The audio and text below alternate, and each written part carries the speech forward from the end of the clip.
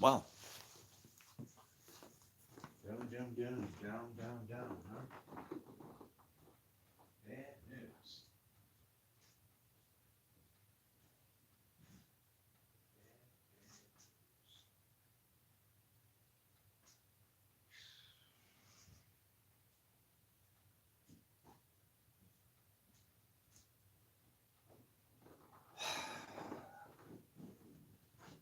I can't believe it. I've had it.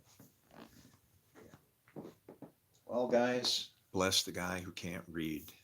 Like, I can't rip, I can sit here and read the Bible, but I can't sit here and go through it like that for just to go front to back or whatever. And I didn't want to, but guess what he threw in my face? 1 Timothy 4:10. And I now have a problem because now everything that I've been saying is even more so confirmed. And I got a rooster crowing his ass off over there all of a sudden. This ain't good.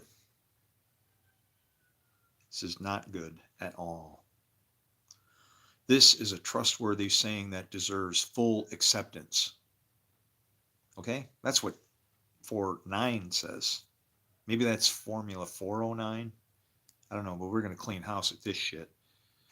And for this we labor and strive, that we have put our hope in the living God, whom is the Savior of all men, and especially of those who believe. Okay, and that's a problem, isn't it? Univocality. Univocality. Did you hear what I just read? This is like going to be the shortest live ever, and maybe even my last. I don't need to do this anymore. I just found something that if these professionals want to drag you into war with your book, okay, let them do that. All right. Um, yeah. If I'm sorry that you've been deceived and that you think it's okay to do the things that people try to drive you to do by reading this book here. Yeah, you know what happened? You proved that this book is God because God took your nasty asses into war just like you deserve. I mean, for crying out loud, it says right there, this is a trustworthy saying. Right in there. This is a trustworthy saying that deserves full acceptance. And for this we labor and strive, that we have put our hope in the living God, who is the Savior of all men, and especially of those who believe. Well, who are the other ones? What's especially? Yeah. And from this standpoint right here, you can see how Paul was okay to teach Jews. Okay, so now I got two verses to vindicate Paul, like indisputably, two sections. Yeah, man, this is ridiculous. This is what was it? What do they call it in the military? Unsat. This is unsat. This place is messed up. I remember I had a sergeant major write out, and that guy, when he said shit, it just came right out. He was a badass. He was a black guy. He was like, I don't know, 6 foot, 70 inches tall or some shit like that, man. He just came in and you're like, and he's screaming and yelling, this place is messed up. And I'm gonna, he was, yeah, that's what this place is. I think our God has got the best of us, folks. uh, yeah. For my any involvement with anything that I did Christian wise, I'll just say I'm sorry. So there you go. Sorry. Had really bad teachers. Had I known, I don't know, we wouldn't be avoiding each other. We wouldn't be looking at each other with any type of disdain or whatever, stuff like that. So I can't change the past. I can certainly pave a better road in the future. So take it for what it is. I'm like just blown away, man. I can't believe it. I can't believe it. Somebody posted that. This settles it. And I'm like, that should have settled it like a million years ago. Yeah. If it's written, I'm good with it.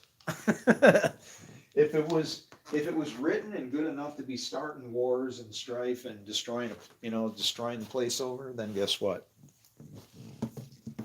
I'm an iron sharpens iron kind of guy.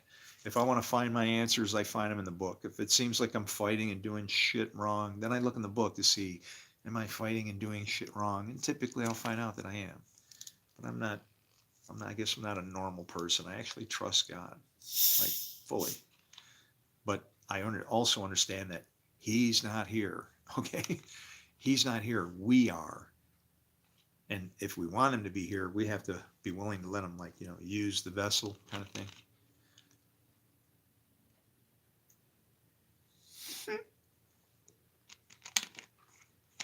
What happened?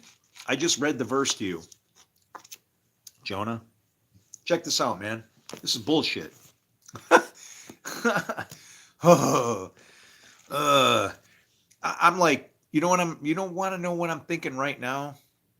I wanted to wait till spring so I could jump on my motorcycle and leave. I just got slammed with the freaking gas bill. I can't wait to show them the meter reading that they think they're gonna see. No, bitches, I've been freezing my ass over here. I don't use hot water. I don't use nothing. They're gonna be like, whoa, what the hell? It's like a vacant room. And it's like, yeah, death has been living over here. And you charge me for it? Anyway, but at this point, I'm ready to just jump in my car and just drive off and go, I don't know who the hell's going to come through here, but they're going to be like, what the hell happened? And bills piling up, everything, mail stuff. Where the fuck the guy go? That's how I feel. Just, I got to run, man. I got to get out of here from this shit. I can't believe this. Listen to this. This just shot all of any Christian shit. Not all of them, right? Some people believe that everybody should be saved, but some people are like, no, you got to kill Jesus in order to be saved. Oh, you do? You do. Well, that's not what this says. That's not what this says. Because I pray and I cry, and eventually God will give me the little piece that I need, little by little by little, right? Little by little by little.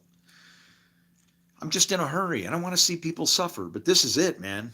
Okay, this is in 1 Timothy 4:10. Let me find it.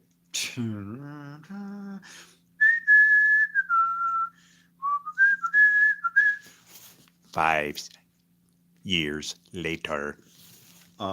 Yeah. Oh boy. Listen to this, okay? Just slow down and listen intently. All right? It's 4:10 is the one that it is, but you should always read the stuff before it, but as you go into it, okay? So I'll pick the very first verse before it. This is a trustworthy saying that deserves full acceptance. Okay, I guess we ain't going to argue with the next thing to come, right? And for this we labor and strive, that we have put our hope in the living God, who is the Savior of all men,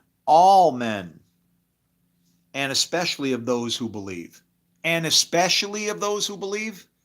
Savior of all men, and especially, what does that mean? Who are the other especially people? Those who don't believe, maybe? Yeah. Okay. I get it now. I see what's happened here. Our friends don't want to be honest, and they'd like to preach with fear so you can lose your job. Yeah. I've been fed bullshit for 20 years. And maybe so have you. I don't like it. It's really troubling to me. There's a lot of people that I laid pressure on saying, you're not saved. And guess what? According to Paul, I guess they were. See, Paul taught the law that it applied to everybody. And it does. If you sin, you're under the law. It's pretty simple. He's a very fair God. If you listen to what Paul says, he's very, very fair. Anyway, that's all I got. I'm done. I don't know, man. You guys have a good time, and you got my phone number and all that kind of stuff. If you find a theologian that wants to hear the information that I have, okay, I have wrecked the idea of a gap theory in the beginning of the Bible. It's bullshit. Okay, I have a theodicy that does not require monads and gonads and calculus and all this shit. Okay, no, use the scriptures. I can explain what evil is, what it's for, and actually why it's a good thing. Okay. And Revelation, no, sorry, it's not a monster story. Actually, it's supposed to be a map to teach people how to live, believe it or not. Yeah, it's not a monster story. It's kind of like a warning of what can happen to each and every single person. Not a world. Revelation, where it says, "Blessed is the one who reads." Yeah, that book is about you and a picture of heaven. When you want somebody to explain it to you, give me a call. I love you guys. Shalom, shalom. White Rabbit, the Rabid Rabbi.